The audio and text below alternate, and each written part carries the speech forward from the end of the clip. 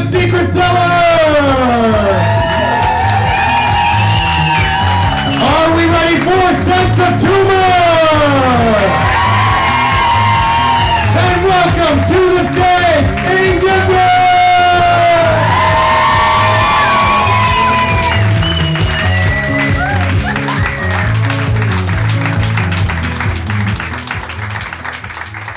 Thank you so much. Sorry, I'm doing this in English. I believe there are some people here who are not very good at Icelandic, so that's my excuse. Thank you all for coming. Takk öll fyrir að koma. Ég veit að ég þekki ykkur flest hérna. So, yeah, it's a bit weird for me to do this in English, but as you know, I did this show in Edinburgh at the Fringe, and it was written in English, and I've only practiced it in English, and some of the jokes don't work in Icelandic, so yeah. That's it. I feel like I have to excuse that. But as you know, I haven't been doing a lot of stand-up, so this is in fact only my 10th ever show. And I haven't done it in almost 3 weeks, so I might have to use this. You have to forgive me. And you're gonna have to laugh, you know, because I'm a woman. So let's get this started. Obviously some of this is going to sound weird to you, but I do believe that there are some people in here who don't know me. So let me start by introducing myself. My name is Edinburgh. And if you were foreigners, I would make a joke of that because it's a horrible name for foreigners to pronounce, but there you go. And as most of you know, I live in Edinburgh, Scotland. I haven't lived in Iceland for a long time. But you might not know why I left Iceland 7 years ago. It was, I mean, you think I was adventurous, but there was actually a reason, Mom. There was a reason. I had to leave. It was a matter of life and death, really, because there were no more men for me to fuck here. Not that, it doesn't mean I had fucked all the men here, come on, no. But, you know, as you know, Iceland isn't very big, you know. I think the last head count, very recent, said 360,000 people? I think so. And obviously, I don't know if you knew this, but only half of those have a dick. What's that about? I mean, everywhere else, in Parliament, and in every committee, and corporate boardrooms, there's always more men than women. But when it comes to the population of Iceland, gender equality. Oh, so unfair. And so yeah, obviously out of those, oh God, I didn't update the numbers. Out of those 107,000 people, you know, not all of them identify as men. Some of them are gay, and others are plain ugly. So that narrows it down a bit for me. And also, I should really stay within my age bracket, you know. And within my age bracket, you know, there's some guys who are married, obviously, boring, although that often goes together. And the rest could very easily be my cousins, of course, yeah. Although that's not a problem here, as you know. No, because I'm talking about the app, you know. You know the app.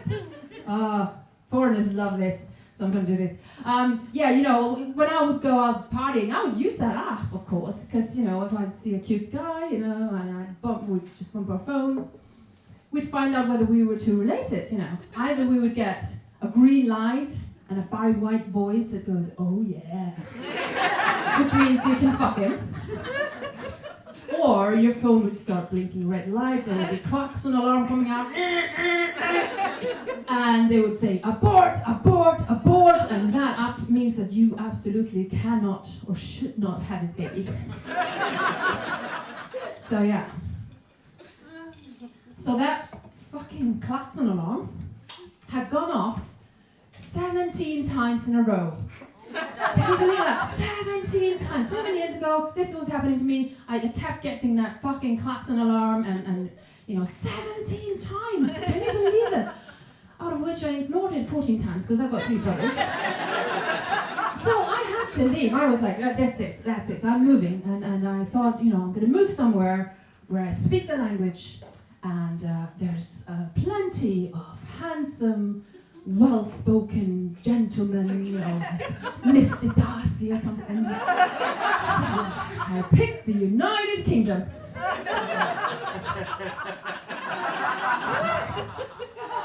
Have you been? I'm still single. But it's not that I didn't try, you know, because it was actually a good move. I moved there, and you know, United Kingdom. Well, I don't know who named it, because these people are not united at all. But in Great Britain, at least, you know, it was actually good because they have an abundance of, you know, they just have all these amazing dating websites. You know, there's only one here in Iceland. I had finished all the levels, but over there, there's so much variety, you know. If you like a man in a police uniform, or, you know, a doctor or fireman, uniformdating.com. Yeah, bookmark it, yeah. It's true, and if you're anything like me, you know, I'm from the countryside, and I like to get down and dirty with a, you know, farmer sometimes. Muddymatches.com. It's true. It's where David Cameron met his pig. And there's even think of everything. There's even a dating website for poor people. You know, the free one. It's called Plenty of Fish. There are no fees. You can just go there if you don't want a friend with benefits. On benefits. And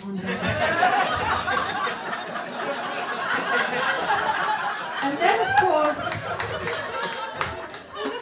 of course, Tinder came about. You know, and all these. There are loads of other dating apps.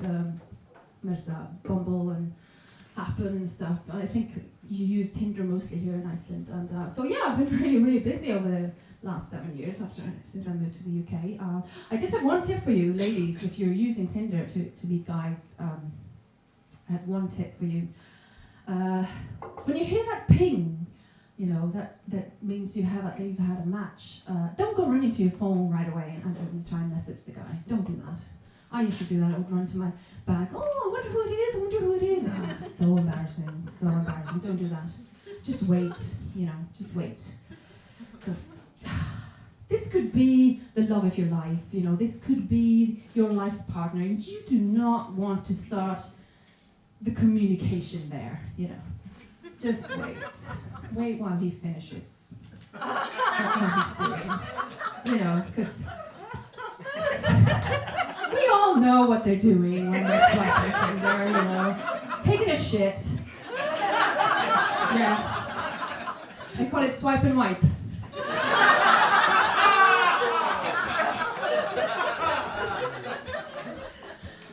So yeah, that's my life experience over the last 7 years. I lived in London at first, and then I moved to Edinburgh, where I live now.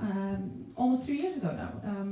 And I moved to Edinburgh because I love it. It's beautiful, and I think most of you have been there already. You can agree with me. It's a beautiful city. It's a lovely city. But when I moved there in October 3 years ago. And it was so close to Christmas, and because I had just moved, I was really skint, and I couldn't afford going to Iceland for Christmas and visit my family. So I decided. Then I'm just going to spend Christmas on my own. I'm just going to try it, because, you know, I've been single a long time. I'm probably always going to be single. But, you know, just in case I would have to spend Christmas on my own in the future as an old spinster, I thought, I'm just going to practice, and then I won't be scared of it. You know, I'm just going to do that. So I decided to spend Christmas on my own. My family was not happy, but I was like, no, it's going to be fine. It's going to be fine. You know, I'm just going to have a cozy little Christmas in my little apartment, and I love Christmas, and I went totally overboard, and I decorated the whole apartment, and I made Christmas food, and sat with the family to open the presents, and it was lovely. It really was lovely. You don't have to look at me like that. I don't need your pity. It was lovely. I had a great Christmas. It was really lovely until George Michael died. And then I was just all alone. No one to hold me, and way too much chocolate within reach. So, yeah, next Christmas I went home to visit the family, obviously. But then last year, this happened again. actually took on a job, and I was really way too busy to go to Iceland for Christmas. So I thought, hey, I'm just going to do it again. I'm just going to spend Christmas on my own. It's going to be fine. It's going to be fine.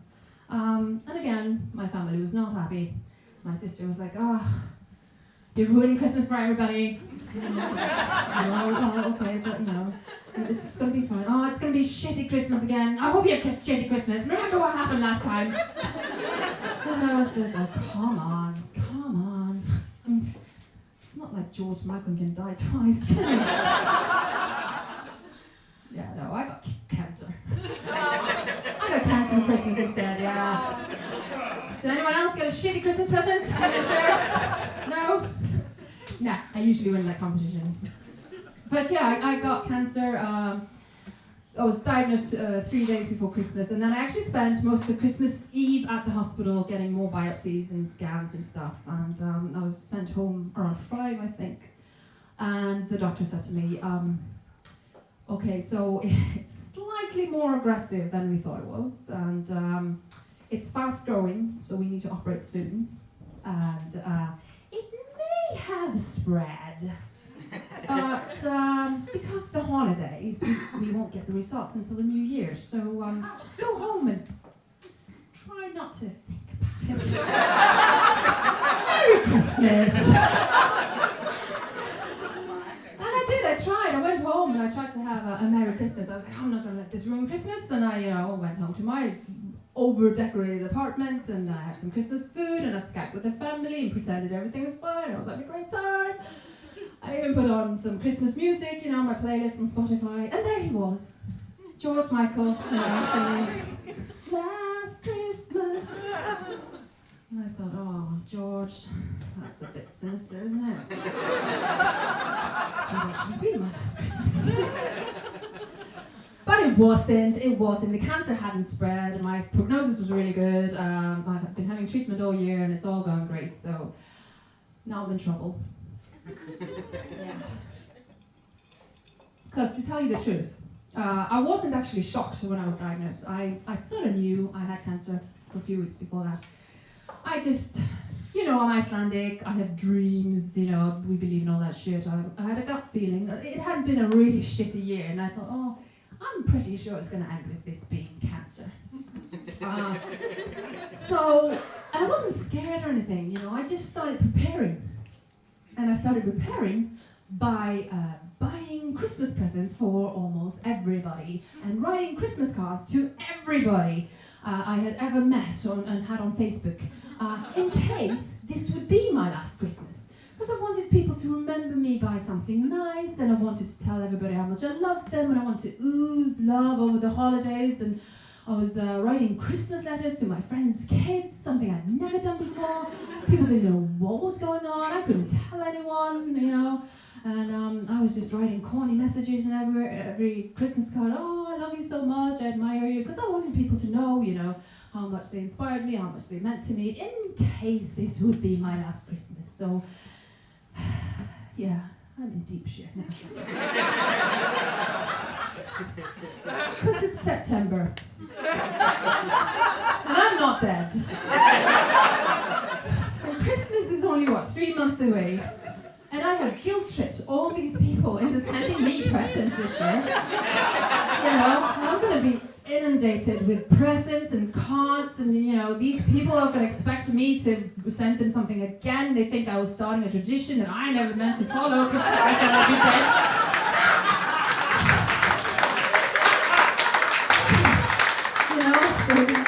I don't know how to do this. I'm a cancer patient turned stand-up comedian. I can't afford this custom. So I'm really stressed for Christmas now. Shit. Oh, but yeah. So, wait, were you staring? You were staring at me. He was staring at my breasts. Oh, yes, you were. You're wondering, does she have one or two? Which one I can't really see in this light, can you? Yeah. And now you're really embarrassed. Because you've been staring at the bosom of a cancer girl. It's uncomfortable, isn't it? I'll tell you, don't worry. It was my left breast.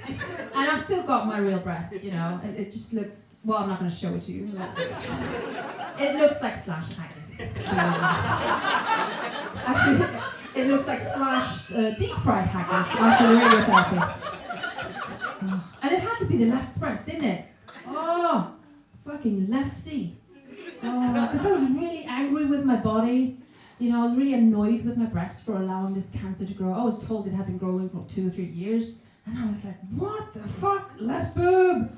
What were you thinking? Didn't you notice that the cells were different in the eyes? And the left boob was just like, oh, I'm so sorry, I'm so sorry. I didn't want to, you know, didn't want to have prejudice, you know, I didn't want to discriminate, because, you know, I'm so woke. Oh, for fuck's sake, left boob, come on. What about, didn't you notice that it was growing, that they were dividing, you know, rapidly? I just thought they were being creative. I thought they were artists. I'm so sorry. Oh, I was so annoyed with my left breast. I was like, oh, shit. And as if it's not enough to be dealing with cancer, I also now have to tolerate the smugness of the right. Oh, you have a problem there on the left side? Well, this is what happens when you got open borders. Yep. Before you know it, you're nurturing terrorist cells. Oh, for fuck's sake. Terrorist cells, really? Come on. If you're going to do that joke, call them radical cells. Which is not on it. Come on. Shut up. Me and Lefty were kind of busy over here. Oh, don't mind me. Should have built the walls, all I'm saying.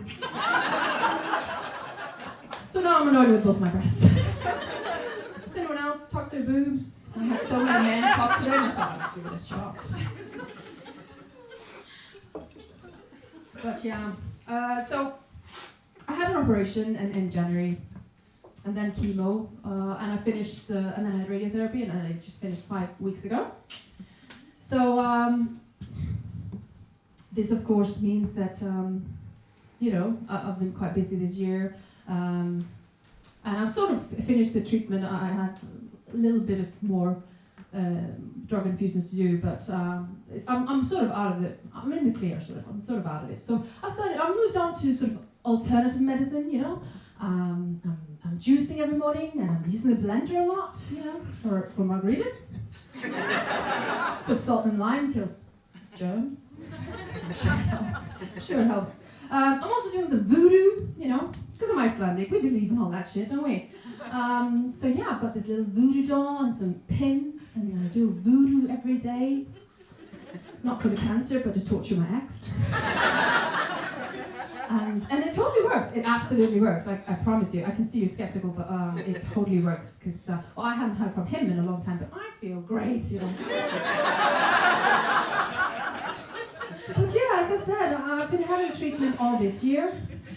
And you know, it's September already, and that of course means that I've not been having any sex this year. I think in fact 2019 might be the first calendar year this century that I don't have any sex. Because you know, I'm single. I don't have anyone who's obligated to pretend he's not grossed out by this Frankenstein's boob here. So, and yeah, I don't know how you go about getting laid with cancer. No, really. I'm not sure Tinder is the right place. Because, you know, it's all about the pictures, isn't it? You know, it's all about the looks, and I'm fully aware of what I look like right now. I can see you shaking your heads, but I don't look like this in the morning. You know, when I wake up and look in the mirror, I see Gollum. This takes an hour and a half. These fuckers take 3 attempts. So yeah, I'm sort of like, who's gonna be attracted to this? Come on. Weirdos, that's who. Fucking weirdos. I wouldn't want to date someone who wants to date a cancer girl anyway. Come on. For one, it would never last. He would dump me as soon as I got better. So yeah, I wouldn't be comfortable putting this on my profile pic on Tinder. But I don't think, you know, I couldn't get away with not mentioning it. You know, that would be really awkward, wouldn't it, if I wouldn't mention it. But I'm not sure how to slip it into my bio, you know, that's gonna be weird, isn't it? Hi, I'm Inga, I'm 5'3", and I love watching football and drinking beer. And my star sign is Cancer. Fun fact, I also have cancer. Will I survive? Swipe right to find out.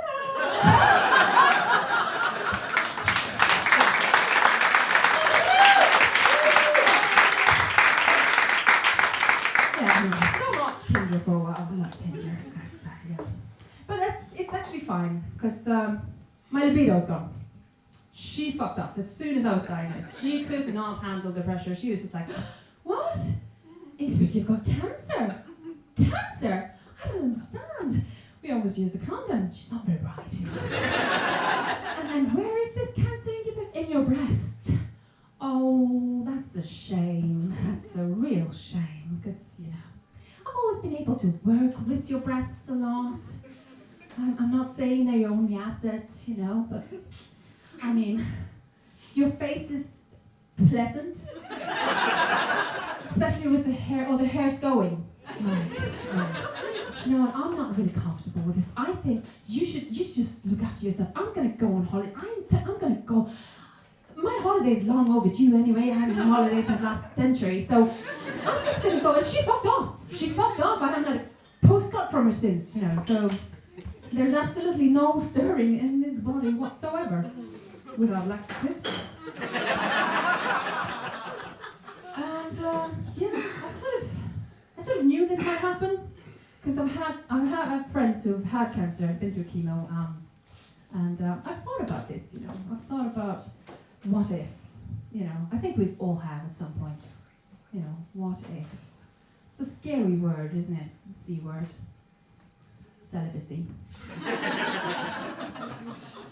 And my initial reaction when I found the lump was to immediately seduce my ex.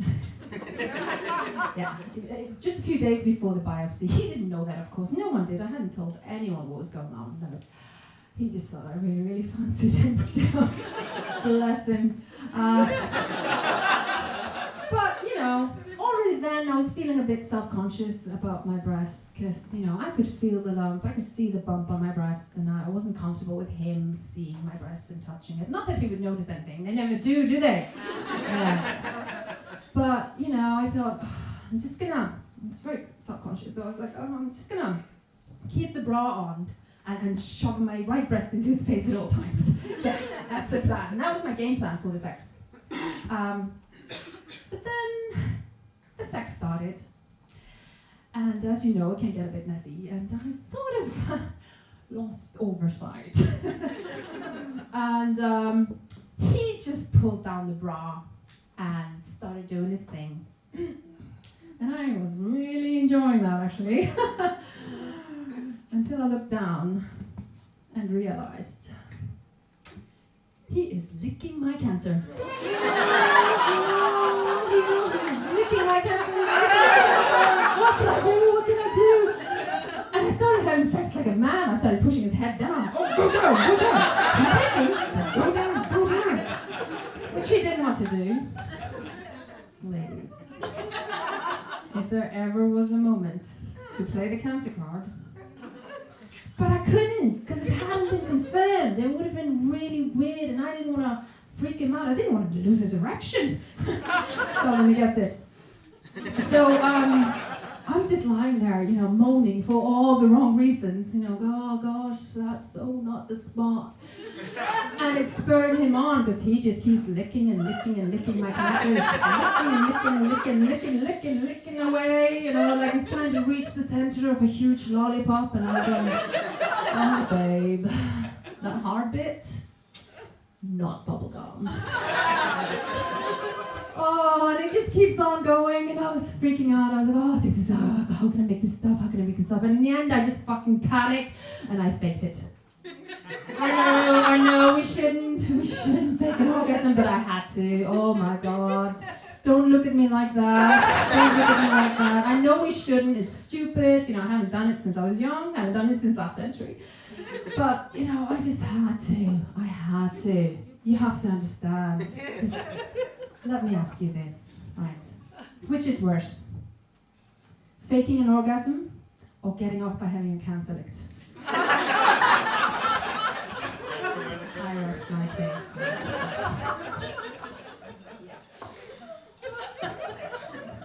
And sure enough, a few days later, it was confirmed that I had indeed breast cancer, tiny tumor in my breast.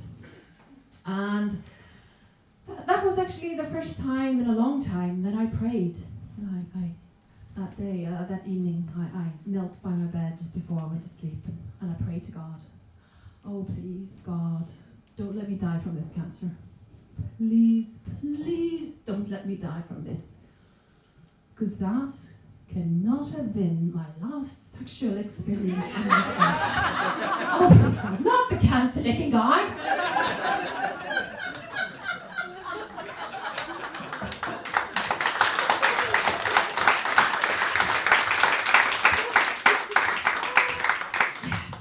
That was the last time I had cancer. Had sex, sorry. And hopefully the last time I had cancer as well. But yeah, I want to talk to you also a little bit about chemo. Because obviously I had it. And chemo, you know, it's a very cute word, isn't it? Chemo. Chemo skin, chemo nails, you know, chemo brain. But, you know, as you know, chemo is a short for chemical therapy. And why do they call it chemical therapy, you know? Well, because they're chemicals. Not just drugs, they're chemicals. They're chemicals that they put in our body. They're chemicals in the same category as chlorine and petrol. And we just happily reach out our arm and allow them to pump this into our veins. Because that's the best option. To flush our bodies with chemicals in the hope that they will kill any cancer cells roaming around in our bodies. That's our best bet. In 2019, that's our best bet. Flush them with chemicals, hope for the best. Yeah.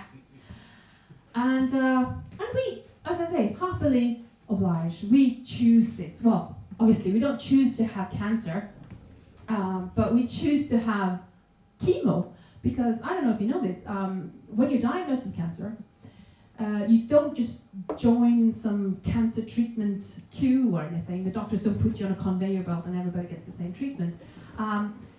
We're all different, every case is different, every cancer is a different type, and all the doctors do is just feed a computer with all our information, and computer spits out some predictions.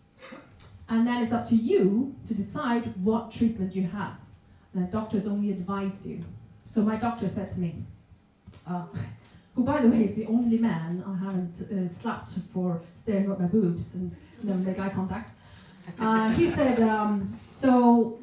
this is what I recommend you do.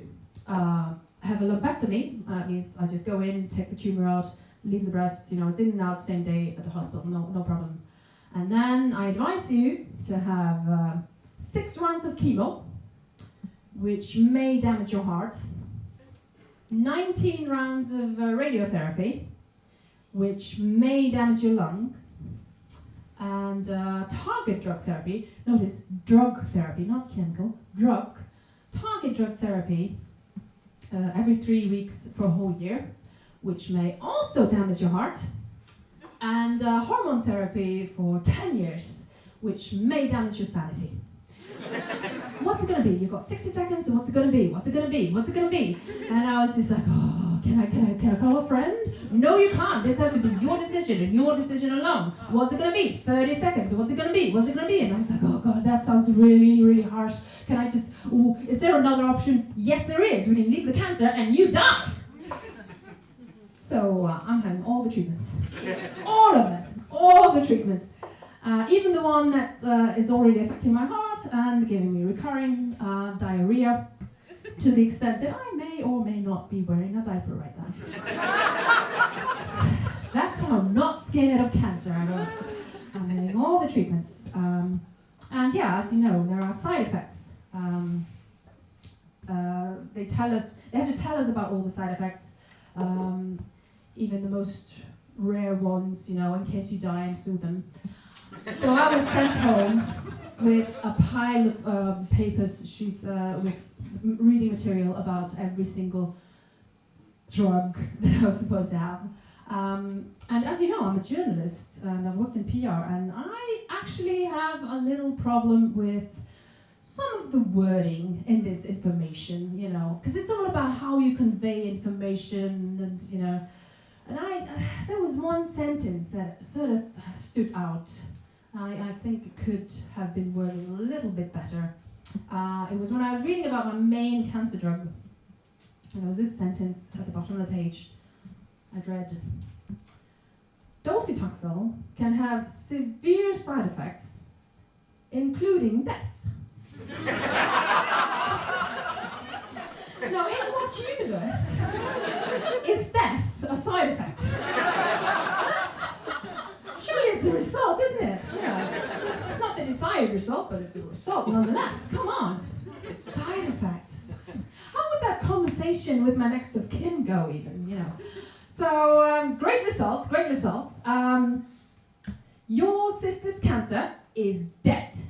D-E-A-D, dead. Yes, I can promise you that right now, there is not one living cancer cell in your sister's body. Which you have to pick up at the morgue. Side effects. Side effects, my ass. More of a main effect, actually. But yeah, I don't want to scare you though, in case you ever have to have chemo, or you know someone who has to have chemo. You know, you can get through it. We don't all respond the same way. Not everybody gets this, all this, the same side effects, and I've heard of people who breeze through chemo. I most certainly did not. I think I may have had all the side effects, apart from death. And vomiting. I didn't vomit once. I was very nauseous, but I didn't vomit. And that seems to be the image that people have of chemo. We lose our hair, we shave our heads to stick them into the toilet bowl.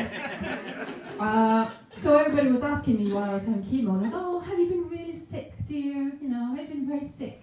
And I was like, no, I haven't, actually. Oh, I haven't vomited once. And people went, oh, that's lovely, that's great, so you're doing really well, that's really easy for you. Okay, well, and they walked off, and I was like, wait, does that mean you don't want to hear about all the other side effects?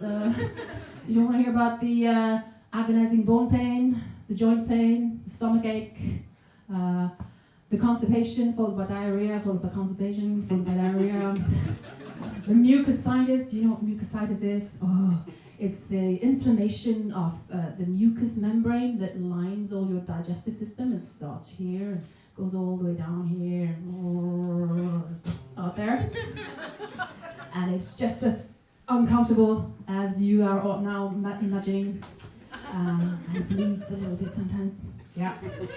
And it dries up your nostrils, and you get sore nostrils and lots of nosebleeds and runny eyes, and what else? Dizzy head, and yeah. So you don't want to hear about all those side effects. Okay, that's fine. Thank you. And then of course the most obvious side effect, the hair loss. As you can see, I lost my hair. Most of you have seen me before, but those who haven't, I had amazing hair. Didn't I have amazing hair? Yes, I had amazing hair. And I loved my hair. It was part of my identity, you know. Oh, I spent so much time on my hair. And actually, this is the first thing that people ask about when you tell them that you are about to have chemo. It's, oh, are you going to lose your hair? And if you say yes, they go, oh, it's only hair. It'll grow back. But then I know people who have answered that question with a no, because you don't always lose your hair when you have chemo. If you're ever told you have chemo, don't go and shave your head, because that might be embarrassing. Make sure that you're definitely going to lose your hair. But yeah, some people answer that question with a no, and then people go, oh, thank God. So, you know, oh, we're getting mixed messages here. Does the hair matter or not? You know. But yeah, if I can teach you one thing here, or two things tonight, actually, it's don't say that to people who are about to lose their hair. Don't say it's only hair. Because if it's only hair, then why haven't you all shaved your heads? Or better yet, why don't we just all shave our heads right now? Why don't I just get the buzzers and we'll shave everybody's head tonight? Yes? Yes. Why not? Because it's only hair, isn't it? Why do we spend all this money and all that time and effort into having our hair, cut and hair, apart from you. But everybody else spends so much time and effort, buying hair products, going to the hair salon and having it cut and dyed and what have you. There are like 10 hair salons at any high street. There's a multi-billion industry revolving around hair. So don't fucking tell me it's just hair. Come on, we're all vain. Yes. So don't say that, and please don't say it'll grow back. I don't know how many people have stood right in front of me and said, it'll grow back. And I'm like, yeah, I'm a grown-ass woman. I know the nature of hair. I have known the nature of hair since I was 3 and my sister found the scissors. So yeah, don't feel bad. I'm sure I've said stupid things as well in the past, but from now on, let's all agree we don't say these two things to people who are about to lose their hair against their will. Because yes, I had lovely hair and I had to adjust the idea of losing it. I had spent so much time and effort in hair products. I had curly hair, remember? I had big, blonde, curly hair. And I spent so much time getting the curls exactly the right way and I used so much product. And I loved my hair. I was so proud of it. I was known, when I was younger, I was known as the girl with the hair. That's not to say the other girls didn't have hair, but my hair was so amazing. It stood out. My friends nicknamed me Lion Queen because they're stupid and they don't know that female lions don't have names. And it was just, it was amazing. And I loved my hair. I was very fond of my hair. And when I knew I was about to lose it because of chemo, I had to adjust the idea. I had a few weeks to get used to it. I was so fond of it and I'm so vain that I decided to cut it myself before it started falling out and donate it to a charity, a wig charity for children, so that other people could enjoy my amazing hair and my hair would live on forever. I'm so vain. And that's the thing, even if you get cancer, that doesn't change your personality. I'm still vain as fuck. So yeah, I cut my hair. I had a pixie cut, and it actually suited me quite well.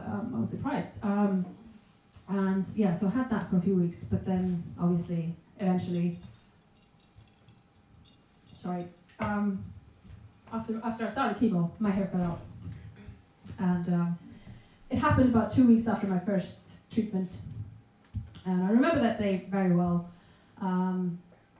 It was one of those wonderfully warm early spring days in Edinburgh. And I was feeling good. I'd recovered after the illness, after the first treatment. And, I put on a dress and I went downtown. And I was feeling good about myself, sporting my new pixie cut. And downtown, as you probably know, Princess Street is the main shopping street in Edinburgh. And I was like skipping along in my dress, feeling good about myself, And then I had to go to the bathroom, a public bathroom, and that's where I realised that my hair was falling out. And I'm not going to lie, I cried. I started crying as I was sitting there in a public toilet looking at myself in the mirror. And I cried quite a few good minutes, and then I said to myself in the mirror, "You fucking idiot, Ingeborg. You're crying over your pubic hair? Really?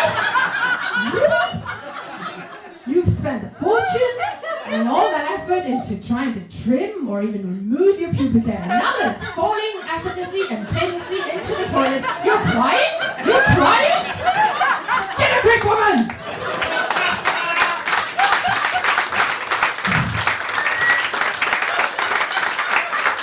Pubic hair that starts falling out first. I just pulled out my pants and went out again, and I was just skipping along Princess Street. But I was in trouble. Because as soon as I knew I was about to lose my hair, I decided to honor my hair by not cutting it or shaving it or waxing or anything, just allow it to grow, as a tribute to my hair before it would, leave for a while. So it had grown for quite a few weeks, and so I quite the bush, down there, everywhere. And as I said, I was wearing a skirt and I wasn't wearing tights. So I was walking along Prison Street and my pubic hair is coming loose in my pants. And I was like, oh shit, this is awkward. And I was trying to, and it was really itchy as well. And I was like, oh, my pants are filling up with pubic hair. I was trying to keep it in my pants, which is a context you haven't heard before. This is not great. This is not a good look for me. I don't look foxy like this. Oh God, this is not good. And it just started filling up, and then it started trickling down my leg, and pubic hair trailing down my inside of my leg, and I was really leaving a trail of pubic hair until I just totally lost it and started screaming at my crotch. What the fuck? Did you have to pick today of all days to fall out? Why can't you all fall out at the same time? Oh, you fucking cunt! Or in my case, with my libido gone, it's probably the cunt formerly known as fucking cunt. But that was it. The next day, the hair on my head started falling out, and it was not as dramatic as I thought it would be, because I was just happy to get rid of it by now. But yeah, as you can see, I've been bald. I've been bald for 5 months, but can you see this? Can you see this? Yep. Do you know what this is called, people? Do you know what this is? This is the fuss of triumph. Because I have beaten cancer. Thank you very much.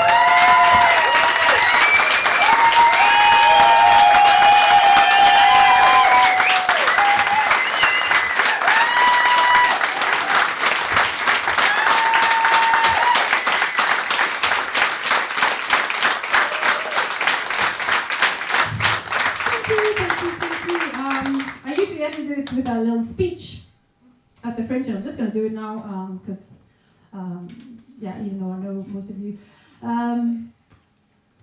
Obviously, I've been talking about my cancer and my experience, and these are my jokes, so please don't go out and tell anyone you know who has cancer my jokes. They may not find this funny, we're all different, our situations are different, so please don't do that. I'm allowed to because it's my cancer, and I also am way too familiar with cancer.